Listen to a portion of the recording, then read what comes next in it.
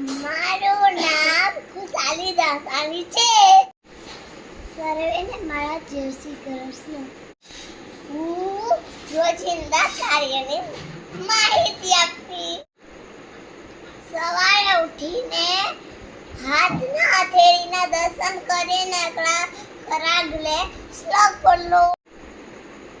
સવારે ઉઠીને ઘરના બધા સભ્યોને જય શ્રી કૃષ્ણ કહેવું. બ્રશ કરીને સ્નાન કરવું. જેમ સ્નાન કરવાથી શરીર શુદ્ધ થાય છે તેમ ચરણામૃત લેવાથી મને બુદ્ધિ શુદ્ધ થાય છે. ભગવાનના ચરણાનું અમૃત એટલે ચરણામૃત. ચરણામૃત નિયમિત લેવું જોઈએ. પાછી કચરા કાઢીને ભગવાનના દર્શન કરવા પહેલું જમી લેવું. સૌને જય શ્રી કૃષ્ણ કરીને વહેલું સુઈ જવું.